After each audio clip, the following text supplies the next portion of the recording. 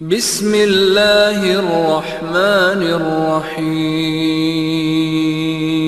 السلام علیکم ورحمۃ اللہ وبرکاتہ۔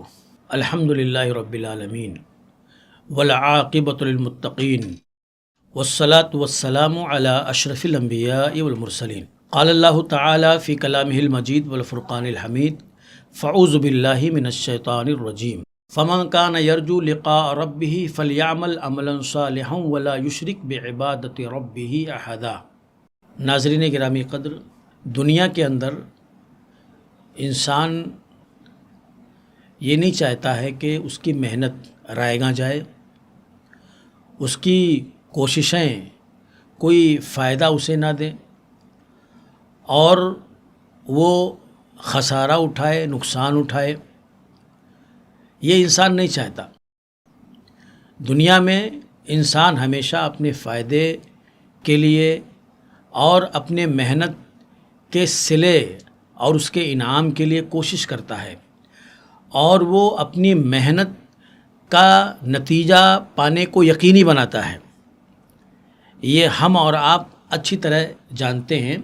اور اگر کوئی آدمی محنت کرے اور اس کو اس کی محنت کا صلہ نہ ملے، کوئی آدمی کام کرے اور اس کو اس کے کام کا پھل نہ ملے، کوئی آدمی کوشش کرے اور اس کی کوشش نتیجہ خیز نہ ہو، یا اسے معلوم پڑے کہ اس نے جو محنت کیا تھا اس کی محنت اکارت گئی، اس نے جو کوشش کیا تھا وہ کوشش بے نتیجہ رہی، تو اس کا انسان کو بہت افسوس ہوتا ہے، بہت دکھ ہوتا ہے۔ اور یہ دکھ اور افسوس کی بات ہے ہی کہ انسان نقصان اٹھا لے، خسارہ اٹھا لے۔ آپ اس بات کو اچھی طرح جانتے ہیں، ہم جانتے ہیں، ہر کوئی جانتا ہے کہ انسان اپنی محنت، اپنی کوشش، اپنی جد و جہد کا صلہ، اس کا انعام، اس کا نتیجہ ضرور چاہتا ہے۔ لیکن دنیا کے اندر اس بات کو لے کر کے ہم فکر مند ہوتے ہیں، مگر دنیا میں ایسے کتنے لوگ ہیں جو آخرت کے معاملے میں اس کا خیال نہیں کرتے، دین کے معاملے میں اس کا خیال نہیں کرتے، اپنی اخروی زندگی کو لے کر کے اس بات کے لیے حساس اور سنجیدہ نہیں ہوتے کہ ہم دنیا میں ایسا کوئی عمل نہ کریں جس کا صلہ ہم کو آخرت میں ملنے والا نہیں ہے۔ اور واقعہ یہ ہے کہ روز آخرت ایسے کتنے لوگ ہوں گے جن کے عملوں کا انہیں کوئی فائدہ نہیں پہنچے گا، جن کی نیکیوں کا انہیں کوئی صلہ ملنے والا نہیں ہے۔ اللہ نے فرمایا جعلناہ ھباء منصورا، ہم ان کے اعمال کو ریت کے ذروں کی طرح اڑا دیں گے۔ عاملۃ ناصبہ تصلیٰ نارا حامیہ، کتنے عمل کرنے والے ایسے ہیں جو عمل کر کر کے اپنے آپ کو تھکا دیتے ہیں، اور حالانکہ وہ جہنم میں جانے والے ہیں، وہ دوزخ رسید ہونے والے ہیں۔ تو ایسے لوگ جو دنیا کے اعمال کا صلہ نہیں پائیں گے، ایسے لوگ جو دنیا کے اندر دین کے نام پر کی جانے والی اپنی نیکیوں کا اجر اور اس کا کوئی نتیجہ انہیں نہیں ملنے والا ہے، ایسے لوگ کتنے نقصان اور خسارے سے دوچار ہوں گے، اور انہیں کتنا دکھ اور کتنا افسوس ہوگا جب انہیں ان کے اپنے اعمال برباد ہوتے ہوئے نظر آئیں گے، انہیں اپنی نیکیاں تباہ ہوتی ہوئی نظر آئیں گی، انہیں کتنا دکھ ہوگا، کتنا افسوس ہوگا۔ ناظرین گرامی قدر، یہ بڑا ہی سنجیدہ اور بڑا ہی حساس مسئلہ ہے ہماری دینی زندگی کا، کہ ہم اس بات کا خیال نہ کریں، ہم اس بات کے بارے میں غور و فکر نہ کریں کہ ہمارے اعمال اللہ کی بارگاہ میں قبول ہو رہے ہیں کہ نہیں ہو رہے ہیں۔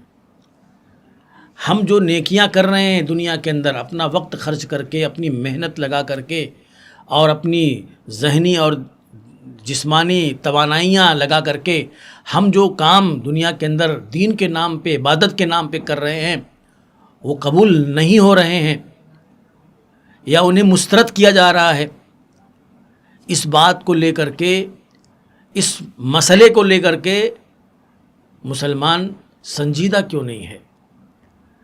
مسلمان کیوں نہیں اس بات کا اہتمام کرتا ہے اپنی عبادتوں کے اندر کہ اس کی نیکیاں اللہ کی بارگاہ میں قبول ہوں، اس کے اعمال جب روز آخرت پیش کیے جائیں تو اس کی آنکھیں ٹھنڈی ہو جائیں اور اس کا صلہ، اس کا انعام دیکھ کر کے اسے مسرت حاصل ہو، اسے خوشی حاصل ہو اور اس کو احساس ہو اس شخص کی طرح جو اپنی محنت کا صلہ پا جاتا ہے، اپنی محنت کا انعام پا جاتا ہے۔ ایسے کچھ اسباب ہیں، ایسے کچھ شرائط ہیں، ایسے کچھ شریعت کے اندر ضوابط ہیں کہ عمل کرنے والوں کو اس کا اہتمام کرنا ضروری ہے۔ اس کا اہتمام کیے بغیر وہ اپنے عمل کا صلہ، اپنے عمل کا انعام نہیں پا سکتے ہیں۔ اللہ نے فرمایا قرآن مجید کے اندر کہ جو اللہ سے، اپنے رب سے ملاقات کی امید رکھتا ہے، جو اپنے رب سے ملاقات کی توقع اور امید رکھتا ہے، اسے چاہیے کہ وہ صالح عمل کرے اور اپنے رب کے ساتھ کسی کو شریک مت کرے۔ اگر آپ غور کریں تو اس آیت کریمہ میں اللہ تعالیٰ نے آپ کا عمل کب قبولیت کے مقام تک پہنچے گا، اللہ تعالیٰ نے اس آیت کریمہ میں اس کو بیان کر دیا ہے۔ وہ 3 شرطیں ہیں، وہ 3 بنیادیں ہیں جس کی بنیاد پر اللہ تعالیٰ اعمال کو قبول کرتا ہے یا اعمال قبولیت کے مقام تک پہنچتے ہیں۔ وہ 3 بنیادیں ہیں، وہ 3 شرطیں ہیں۔ ایک تو ہے ایمان خالص، اور ایک ہے خلوص نیت، اور ایک ہے سنت کا اتباع، عمل کا نبی کی سنت کے مطابق ہونا۔ یہ 3 بنیادیں اور 3 شرطیں اس آیت کریمہ کے اندر بیان کر دی گئی ہیں۔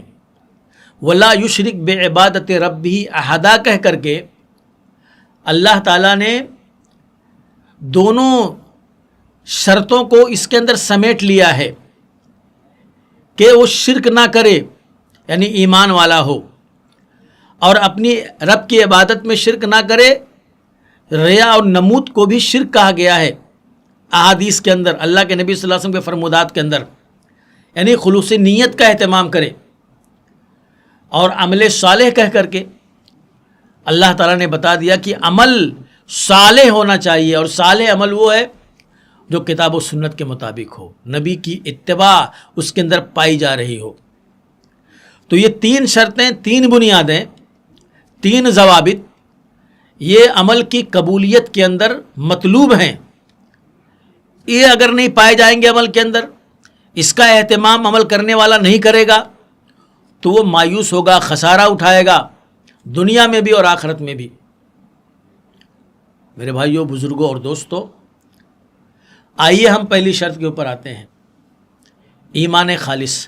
اللہ تعالیٰ نے بیان فرمایا قرآن مجید کے اندر وَمَن يَعْمَلْ مِنَ الصَّالِحَاتِ مِن ذَكَرٍ أَوْ أُنثَىٰ، اور جو نیک عمل کرتا ہے مرد و عورت میں سے ایمان کی حالت میں، وَهُوَ مُؤْمِنٌ، ایمان کی حالت میں، نیک عمل کرے ایمان کی حالت میں، اچھا عمل کرے، اچھے کام کرے اور وہ ایمان کی حالت میں ہو، فَأُولَٰئِكَ يَدْخُلُونَ الْجَنَّةَ، تو وہی لوگ جنت کے اندر داخل ہوں گے، اور ان کے اوپر کھجور کی گٹھلی کے نقطے کے برابر بھی ظلم نہیں کیا جائے گا، ذرہ برابر ظلم نہیں کیا جائے گا۔ آپ نے دیکھا اللہ تعالیٰ نے فرمایا کہ مرد اور عورت نیک عمل کریں اور ایمان کی حالت میں کریں۔ ایمان ہوگا اس نیک عمل کے بنیاد میں، ایمان ہوگا اس نیک عمل کے آغاز میں، تبھی جا کر کے وہ عمل اللہ کے ہاں قابل قبول ہوگا۔ اگر کوئی آدمی عمل کرتا ہے لیکن وہ ایمان سے خالی ہے، وہ توحید سے خالی ہے، تو وہ عمل قابل قبول نہیں ہے اللہ کی بارگاہ میں، کتنا ہی اچھا عمل کیوں نہ ہو، کتنا ہی اعلیٰ اور عرفہ کیوں نہ ہو۔ دنیا میں آپ دیکھیں گے بہت تیرے لوگ دنیا کے اندر آپ کو نظر آئیں گے جو حقیقت میں چیریٹی کے، خدمت خلق کے، سماجی کام کے بہت سارے وہ کارنامے انجام دیتے ہیں، بڑے روپیے، بڑے پیسے خرچ کرتے ہیں، اپنی آمدنی کا ایک پرسنٹیج انہوں نے طے کیا ہوتا ہے کہ ہماری آمدنی کا 10%، 20% یہ غریبوں اور مسکینوں کے لیے، لیکن وہ ایمان والے نہیں ہیں، لیکن وہ توحید والے نہیں ہیں، لیکن وہ اللہ کے ایک ہونے کا ان کا عقیدہ نہیں ہے، تو کیا وہ جنت میں چلے جائیں گے؟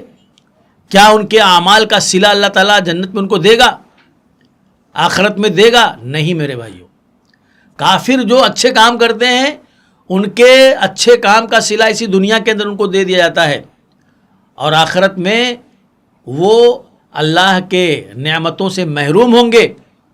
ان کی یہ نیکیاں، ان کے یہ اعمال، ان کے اچھے کام اللہ کے ہاں قابل قبول نہیں ہے، کیونکہ ایمان نہیں ہے، توحید نہیں ہے۔ ایمان اور توحید کے بغیر کوئی عمل اللہ کے ہاں قابل قبول نہیں ہے۔ اسی طرح سے اللہ تعالیٰ نے فرمایا فَمَن يَعْمَلْ مِنَ الصَّالِحَاتِ وَهُوَ مُؤْمِنٌ، کہ جو نیک عمل کرتے ہیں اور ایمان کی حالت میں ہوتے ہیں، فَلَا كُفْرَانَ لِسَعْيِهِ، تو ان کی محنت کی ناقدری نہیں کی جائے گی، اور ہم ان کے اعمال کو، ان کی نیکیوں کو لکھنے والے ہیں۔ اللہ تعالیٰ نے یہاں بھی ایمان کی شرط لگائی، ایمان کی اللہ تعالیٰ نے یہاں پر شرط لگائی کہ ایمان کے بغیر وہ نیک عمل اللہ تعالیٰ کے ہاں قابل قدر نہیں ہے، قابل قبول نہیں ہے۔ قدر انہی نیکیوں کی، انہی اعمال کی جائے گی جن کی بنیاد کے اندر توحید ہے، ایمان ہے۔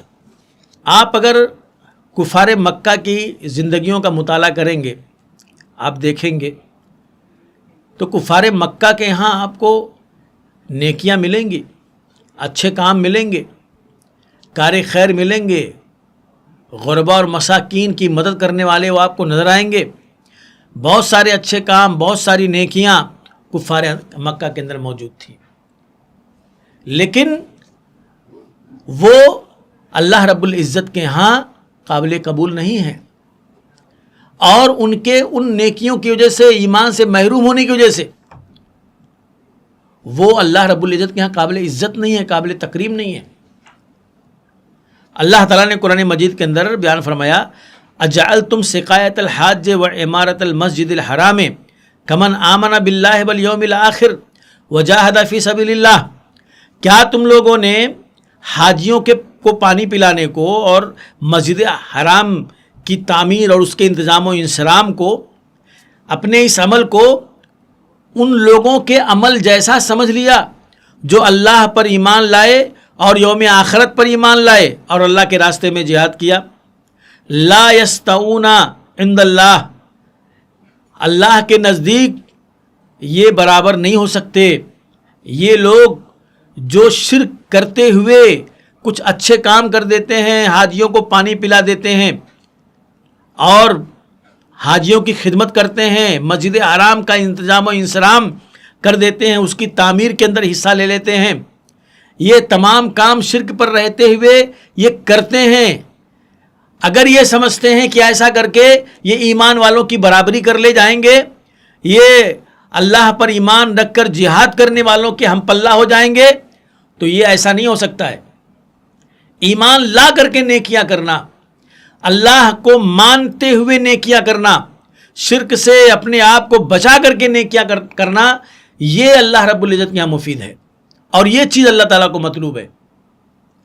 اللہ تعالیٰ نے سوالیہ انداز میں کفار مکہ کی سرزنش کی، ان کے ان نیکیوں اور ان کے ان کاموں کے حوالے سے جو اچھے کام وہ مکے کے اندر کر رہے تھے، اور اللہ نے ان کو سرزنش کی کہ یہ سب کچھ کرتے ہوئے بھی تم ایمان والوں کی برابری نہیں کر سکتے ہو، اور اللہ رب العزت کے ہاں قابل تکریم اور قابل عزت نہیں ہو سکتے، اور تمہارے یہ اعمال اللہ تعالیٰ کے ہاں قبول نہیں ہوں گے۔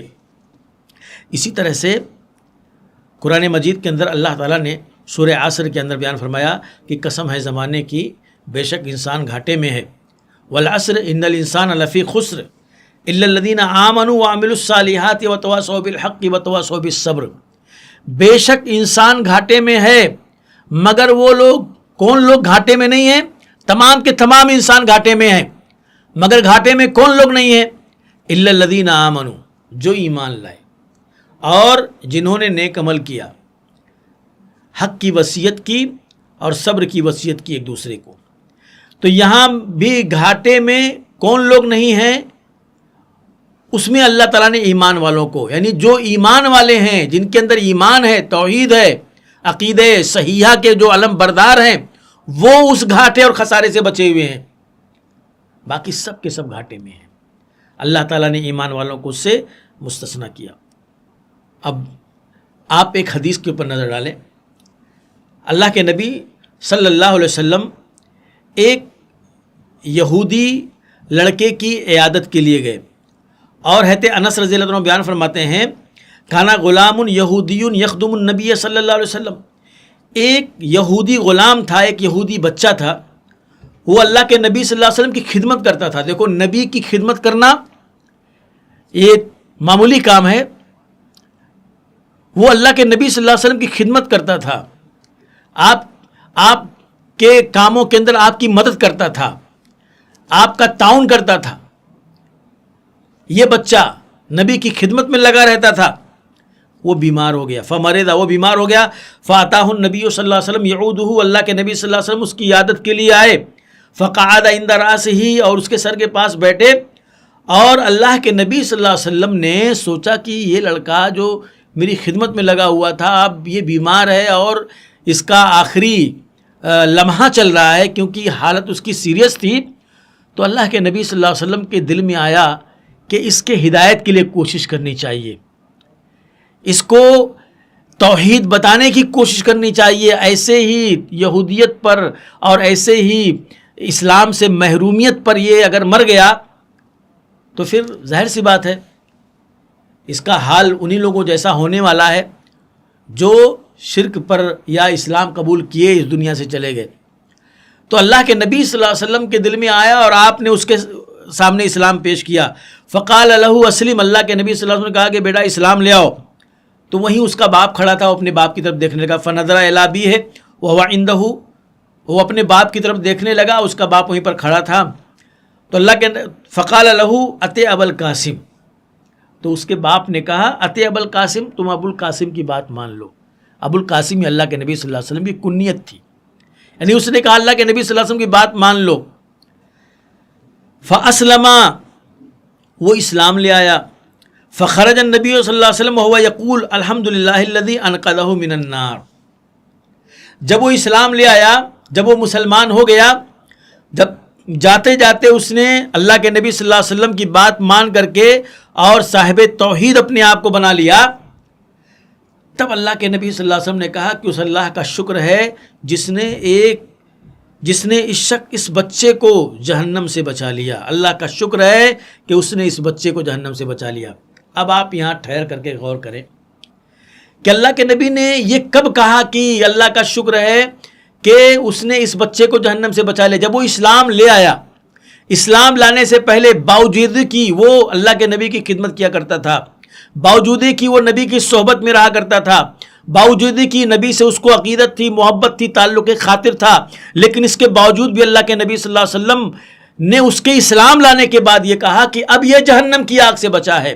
پتہ یہ چلا کہ ایمان توحید سے محرومی کے بنیاد پر کوئی کتنا بھی نیک عمل کرے، کتنا بھی اچھا کام کرے، وہ کام اس کے لیے مفید نہیں ہے، اس کا عمل وہ قبول نہیں ہے اللہ تعالیٰ کی بارگاہ میں۔ اسی طرح سے اعمال کے قبولیت میں ایمان کا بہت بڑا کردار ہے، توحید کا بہت بڑا کردار ہے۔ اس کا ثبوت اس حدیث سے ہوتا ہے جس میں حضرت عائشہ رضی اللہ تعالی عنہا نے عبداللہ بن جدعان کے بارے میں اللہ کے نبی صلی اللہ علیہ وسلم سے سوال کیا تھا۔ عبداللہ بن جدعان کے بارے میں اللہ کے نبی صلی اللہ علیہ وسلم سے حضرت عائشہ نے پوچھا کہ اے اللہ کے نبی، وہ بڑے اچھے کام کیا کرتے تھے، وہ بڑے سخی اور فیاض تھے، کانا فی الجاہلیہ یصل الرحم، وہ جاہلیت کے اندر یصل الرحم، وہ صلہ رحمی کیا کرتے تھے، ویطعم المسکین، اور مسکین کو کھانا کھلاتے تھے، اچھے کام کرتے تھے وہ، تو کیا اس کا یہ عمل اس کو فائدہ نہیں پہنچائے گا؟ اس کا یہ عمل اس کے لیے مفید نہیں ہے؟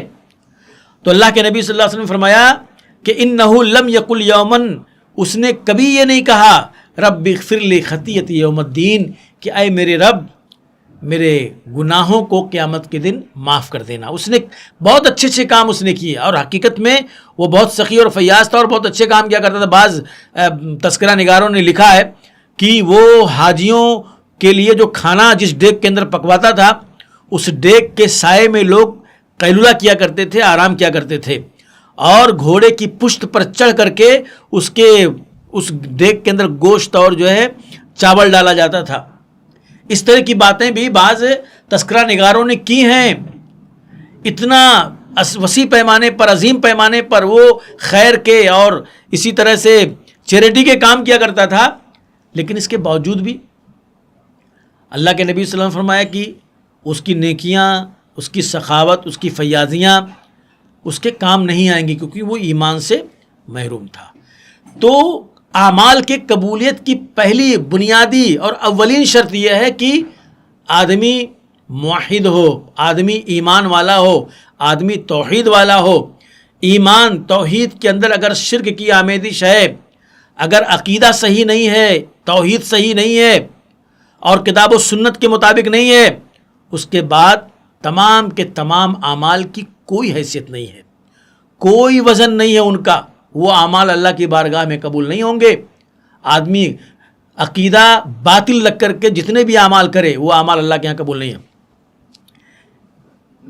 دوسری شرط اعمال کے قبولیت کی خلوص نیت ہے، نیت کا خالص ہونا، اللہ کی رضا اور اس کی خوشنودی کے لیے عمل کرنا، یہ قبولیت عمل کی دوسری شرط ہے۔ اللہ تعالیٰ نے فرمایا وما امروا الا ليعبدوا الله مخلصین له الدین حنفاء ويقيموا الصلاة ويؤتوا الزکاة وذلك دین القیمہ، کہ لوگوں کو اس بات کا حکم دیا گیا ہے کہ وہ اللہ کی عبادت اخلاص کے ساتھ کریں، دین کے اوپر اخلاص کے ساتھ عمل کریں اور نماز کو قائم کریں، زکوٰۃ دیں، یہی صحیح اور سچا دین ہے۔ تو اخلاص کے ساتھ دین پر عمل کرنے کا پابند کیا گیا ہے، نماز اور زکوٰۃ اخلاص کے ساتھ ادا کرنے کی تعلیم دی گئی ہے۔ تو اخلاص مطلوب ہے عمل اور عبادت کے اندر۔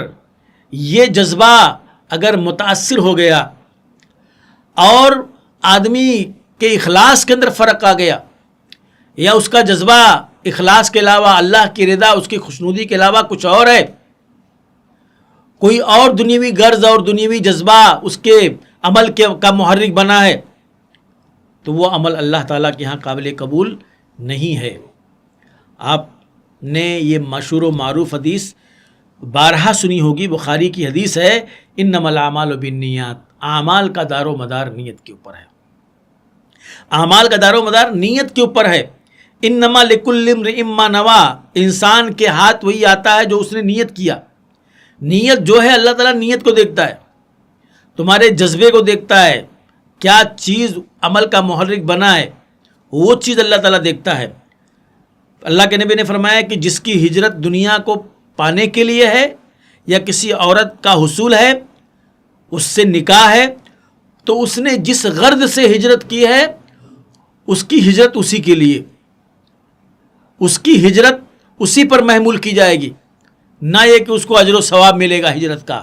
اسی طرح سے ہر عمل کے بارے میں ہے، اللہ کے راستے میں کسی نے خرچ کیا، نیت کیا ہے اس کی، کوئی اگر دین کا خیر کا کوئی کام کر رہا ہے تو نیت کیا ہے اس کی، وہ چیز اللہ تعالیٰ دیکھتا ہے، اور اسی کی بنیاد پر اللہ تعالیٰ اس کو اجر و ثواب سے نوازے گا۔ ایک طویل حدیث میں اللہ کے نبی صلی اللہ علیہ وسلم نے بتایا کہ دنیا 4 طرح کے لوگوں کے لیے ہے۔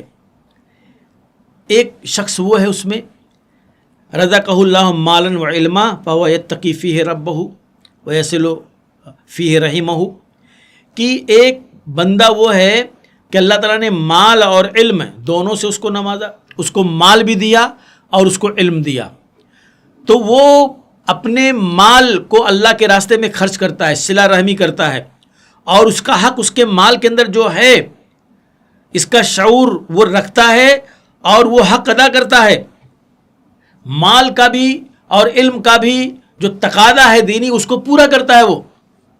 اللہ کے نبی نے فرمایا کہ یہ شخص بہترین مقام و مرتبے کا مالک، فہذا بافضل المنازل، یہ بہترین مقام و مرتبے کا حامل ہے، جو مال پا کر علم پا کر اس کا غلط استعمال نہیں کرتا، اس کا مس یوز نہیں کرتا، تو وہ اللہ تعالیٰ کے ہاں بڑے عظیم مقام و مرتبے پر فائز ہے۔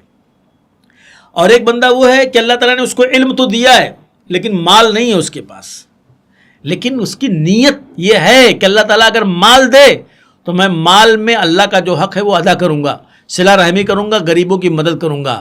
علم ہے اور اس علم کے نتیجے میں مال کے تعلق سے اس کا نظریہ بہت صحیح ہے اور اخلاص پر مبنی اس کا ارادے ہیں، اس کے عزائم ہیں کہ مال ملے گا تو میں اللہ کے راستے میں خرچ کروں گا، صلہ رحمی کروں گا، خلق خدا کو اپنے مال سے فائدہ پہنچاؤں گا، یہ اس کی نیت ہے، اس کا ارادہ ہے، اس کا جذبہ ہے۔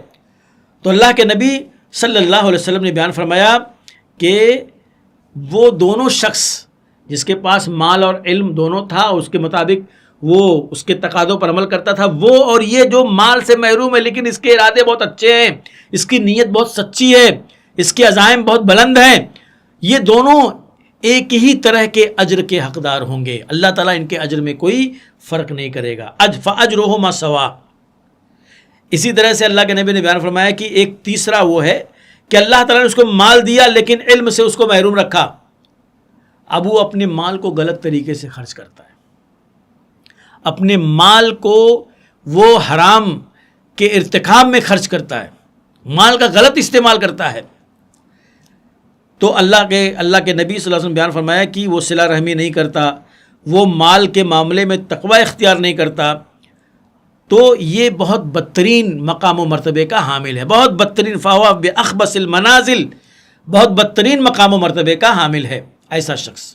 اب ایک شخص وہ ہے، ایک چوتھا شخص جس کے بارے میں اللہ کے نبی صلی اللہ علیہ وسلم بیان فرمایا کہ اللہ تعالیٰ نے اس کو مال اور علم دونوں سے محروم رکھا، نہ اس کے پاس مال ہے نہ علم ہے، لیکن یہ شخص جو مال اور علم دونوں سے محروم ہے یہ اس کو دیکھ کر کے رشک کرتا ہے جس کے پاس مال تھا، علم نہیں تھا اور مال کا غلط استعمال کر رہا تھا، تو اس کے بھی ارادے یہی کہ میرے پاس اگر مال ہو جاتا تو میں بھی اسی کی طرح اپنے مال کی چمک دمک دنیا کو دکھاتا، گھمنڈ کرتا، غرور کرتا، حرام جگہوں پر مال کو خرچ کرتا، یعنی یہ اپنے لیے آئیڈیل اس کو نہیں بناتا جس کو اللہ تعالیٰ نے مال اور علم دونوں سے نوازا تھا اور اس نے اپنے علم اور اپنے مال دونوں کا صحیح استعمال کیا، اس کو یہ آئیڈیل نہیں بناتا، اس کو اپنے لیے نمونہ نہیں بناتا، بلکہ اس کو یہ آئیڈیل مانتا ہے جو علم سے محروم ہو کر مال کو غلط طریقے سے خرچ کرتا ہے۔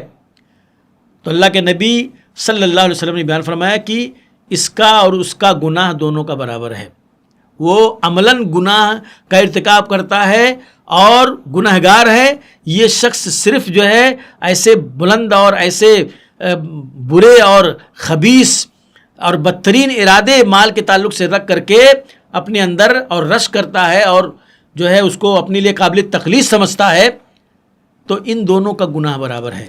یہاں اس حدیث کے اندر ایک چیز پر آپ غور کریں کہ ایک ایسا شخص جس کے پاس علم ہے لیکن مال نہیں ہے، علم ہے لیکن مال نہیں ہے، لیکن اس کے ارادے، اس کے عزائم، اس کی نیت مال کے تعلق سے اس شخص کو اپنا نمونہ اور اپنا اسوہ ماننے کی ہے جو مال کو صحیح جگہ پر خرچ کرتا ہے، اپنے مال سے اللہ کے بندوں کو فائدہ پہنچاتا ہے، صلہ رحمی کرتا ہے۔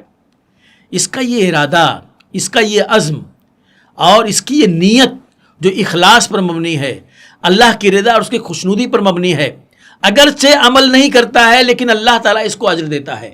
اخلاص کی برکت یہ ہے، اخلاص کے اندر اتنی تاثیر ہے کہ اگر آدمی حقیقت میں اخلاص کی دولت سے مالا مال ہو، وہ عمل کم کرے، تھوڑا کرے، لیکن اخلاص کی وجہ سے اللہ تعالیٰ ان عملوں کا ثواب بھی اس کو دیتا ہے جو عمل اس نے نہیں کیا، یا ان عملوں کا زیادہ سے زیادہ ثواب اللہ اس کو دیتا ہے جن عملوں کو کم کر سکا ہے، معمولی کر سکا ہے، لیکن اپنے اخلاص کی وجہ سے وہ بہت زیادہ ثواب اور اجر کو سمیٹ لیتا ہے.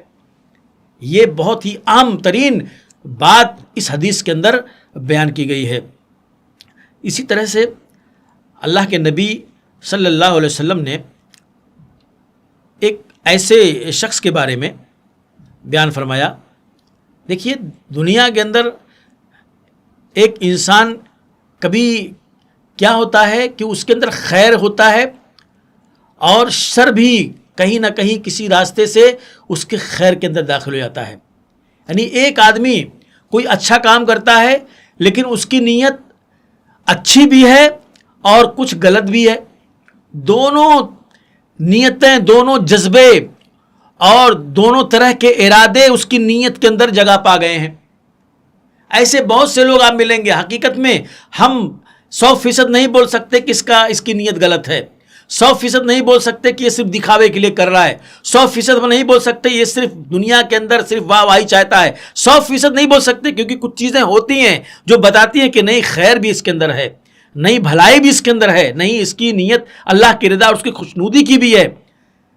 تو ایسے شخص کے بارے میں ہم کیا سمجھیں، یا ایسا شخص کیا ایسا کر کے کہ وہ نیت کو خالص بھی رکھتا ہے اور اس کی نیت کے اندر دکھاوے کی، ریا کی آمیزش بھی ہو جاتی ہے، کیا ایسا کر کے وہ صحیح کر رہا ہے؟ اس بات کو اللہ کے نبی صلی اللہ علیہ وسلم نے واضح کر دیا. آپ نے فرمایا کہ ایسا شخص جو غزوہ کرتا ہے، جو اللہ کے راستے میں جہاد کرتا ہے اور اس کی وہ اجر کا تلاش بھی ہوتا ہے اور شہرت کا بھی متلاشی ہوتا ہے. اجر بھی اس کو چاہیے ہوتا ہے اور شہرت بھی چاہیے ہو، دونوں طرح کے جذبے اس کے اندر پائے جاتے ہیں. تو اللہ کے نبی صلی اللہ علیہ وسلم نے فرمایا لا شیء لہ، اسے کچھ نہیں ملے گا. فاعادها 3 مرات. اب وہ شخص جس نے سوال کیا تھا اس نے 3 مرتبہ کہا اللہ کے نبی خیر کا بھی جذبہ اس کے اندر ہے، اللہ کی رضا بھی چاہتا ہے، وہ ایسا نہیں کہ دم خالی ہے وہ. پھر ایسے شخص کے بارے میں اللہ فرماتا ہے، اللہ کے نبی صلی اللہ علیہ وسلم فرمایا کہ لا شیء لہ، کچھ نہیں ملے گا اسے. پھر آپ نے فرمایا ان اللہ لا يقبل من العمل الا ما كان له خالصا، کہ اللہ تعالیٰ وہی عمل قبول کرتا ہے جو خالص ہو، جو پیور ہو، اللہ کی رضا اور اس کی خوشنودی ہی اس کے اندر پائی جا رہی ہو اور اس کے علاوہ اور کسی دنیاوی جذبے اور غرض کی آمیزش نہ ہو. ایسا عمل اللہ تعالیٰ کے ہاں قابل قبول ہوگا. اس طرح سے جو ہے صحیح اور غلط نیت کے اندر اگر شامل ہو جائے تو اس کے اندر آمیزش ہو گئی. اللہ تعالیٰ ملاوٹ نہیں چاہتا، اللہ تعالیٰ آمیزش نہیں چاہتا. اللہ تعالیٰ نتھرا ہوا عمل، خالص عمل، پاک عمل، ایک دم ہر طرح سے منقہ وہ عمل اللہ تعالیٰ کو چاہیے. اور ایسے ہی عمل کے اندر کوالٹی ہوتی ہے. اور اس کے علاوہ بہت سارے دلائل ہم کتاب و سنت کے اندر پاتے ہیں جس میں ہمیں یہ پتہ چلتا ہے کہ حقیقت میں اخلاص کی، للہیت کی کتنی زیادہ ضرورت ہے ہمارے عملوں کے اندر، اور کس طرح سے اس کے بغیر ہم اپنے عملوں کا کوئی فائدہ پانے والے نہیں ہیں. اعمال کے قبولیت کی ایک اور بنیاد، ایک اور شرط یہ ہے کہ عمل سنت کے مطابق ہو. دیکھیے قرآن مجید کے اندر آپ از اول تاخیر اس کو پڑھیے، اس میں اللہ تعالیٰ نے جہاں بھی عمل کی بات کہی ہے وہاں اللہ تعالیٰ نے صالح کی قید لگائی ہے، عمل صالح. اور صالح کی تفسیر یہ کی جاتی ہے کہ اے مطابقاً لکتاب اللہ و سنت رسول ہی. صالح عمل وہ ہے جو اللہ کی کتاب اس کے رسول کی سنت کے مطابق ہو، جس کے اندر اتباع سنت پائی جاتی ہو، وہ عمل صالح ہوگا. اور جو عمل سنت کے مطابق نہ ہو وہ عمل صالح نہیں ہوتا ہے. تو اس عمل کا صالح ہونا بہت ضروری ہے. اللہ تعالیٰ نے فرمایا قرآن مجید کے اندر یا ایھا الذین آمنوا اطیعوا اللہ واطیعوا الرسول ولا تبطلوا اعمالکم. اے لوگو جو ایمان لائے ہو، اللہ کی اطاعت کرو، رسول کی اطاعت کرو اور اپنے عملوں کو برباد نہ کرو. اللہ اور اس کے رسول کی اطاعت کر کے ہی آپ عملوں کو کارآمد بنا سکتے ہیں. اور جہاں اللہ اس کے رسول کی اطاعت سے عمل ہٹا وہاں وہ عمل کارآمد نہیں ہے، وہ باطل عمل ہے. اس طرح سے آدمی اپنے عمل کو برباد کر لے گا. یہاں اللہ تعالیٰ نے فرمایا لا تبطلوا ولا تبطلوا اعمالکم، اپنے عملوں کو برباد نہ کرو. اور اللہ تعالیٰ نے فرمایا کہ یا ایھا الذین آمنوا اطیعوا اللہ ورسولہ، اطیعوا اللہ ورسولہ ولا تولوا عنہ وانتم تسمعون. اے لوگوں جو ایمان لائے ہو، اللہ اس کے رسول کی اطاعت کرو اور اس سے پشت نہ پھیرو، پیٹھ نہ پھیرو. اللہ اور رسول کی اطاعت سے، رسول کی اطاعت سے پیٹھ نہ پھیرو. وانتم تسمعون، جبکہ تم سن رہے ہو. اتباع رسول کی، اطاعت رسول کی آیات بے شمار ہیں. آپ کو کثرت سے کتاب و سنت کے اندر یہ حوالے، یہ مضامین ملیں گے. تو نبی کی سنت کا اہتمام عمل کے اندر، ہمارے عمل کا نبی کی سنت کے مطابق ہونا، یہ بنیاد ہے، یہ ضابطہ ہے. اس کے بغیر عمل قبول نہیں ہوگا. اور اس پیمانے کو لے کر کے اگر آپ آگے بڑھیں گے تو بہت سارے اعمال، بہت سارے لوگوں کی عبادتیں، بہت سارے لوگوں کے اذکار یہ باطل نظر آئیں گے. بہت سارے اعمال، لوگ جس کے اوپر بہت زیادہ، جن لوگوں کو غرور ہے، اپنے ان عملوں پر لوگوں کو بہت زیادہ ناز ہے، اور اس کا نام لے کر کے تانے بھی ان لوگوں کو دیتے ہیں جو اعمال نہیں کرتے ہیں. وہ اعمال سنت کے پیمانے پر کھرے نہیں اترتے، سنت کی کسوٹی پر کھرے نہیں اترتے. اللہ کے نبی صلی اللہ علیہ وسلم نے نہیں کیا تو وہ عمل جو نبی نے نہیں کیا، وہ عمل اللہ تعالیٰ کے یہاں قابل قبول نہیں ہے. اس کا شمار بدعت میں ہوگا اگر ثواب کے لیے وہ عمل کیا گیا ہے تو. سنت کا کی اتباع عمل کے اندر یہ بنیاد ہے، یہ اساس ہے. اور یہ کہنا، اکثر و بیشتر لوگ ایسا کہتے ہیں کہ ہماری نیت تو خالص ہے نا، ہماری نیت تو نیک ہے نا. لیکن میں آپ کو بتا دوں کہ عمل کی قبولیت کے لیے نیت کا صحیح ہونا، نیک ہونا یہ کافی نہیں ہے. عمل کی قبولیت کے لیے نیت کا صالح ہونا ہی کافی نہیں ہے، بلکہ عمل کا بھی صالح ہونا چاہیے. نیت صالح ہے، یہیں پر بات ختم نہیں ہو جاتی، عمل کا بھی صالح ہونا ضروری ہے. اس کی ایک مثال میں آپ کو بتاتا ہوں. اللہ کے نبی صلی اللہ علیہ وسلم کے زمانے میں آپ عید کی نماز پڑھ کر کے آپ آ رہے تھے تو آپ نے دیکھا کہ ایک صاحب نے پہلے ہی قربانی کر دی ہے، جبکہ عید کی نماز سے پہلے قربانی نہیں ہے. قربانی سنت، اللہ کے نبی نے کیا فرمایا، جس نے ہمارے ساتھ نماز پڑھی اور قربانی کی وہ سنت کو پایا. تو انہوں نے عید سے پہلے قربانی کر لی تھی. اب اللہ کے نبی صلی اللہ علیہ وسلم نے ان سے جب پوچھا کہ آپ نے ایسا کیوں کیا، تو انہوں نے کہا کہ اللہ کے نبی صلی اللہ علیہ وسلم، میں نے پہلے قربانی کر کے اپنے گھر والوں کو کھلا دیا، اپنے پڑوسیوں کو کھلا دیا. مطلب ان کی نیت کتنی اچھی تھی.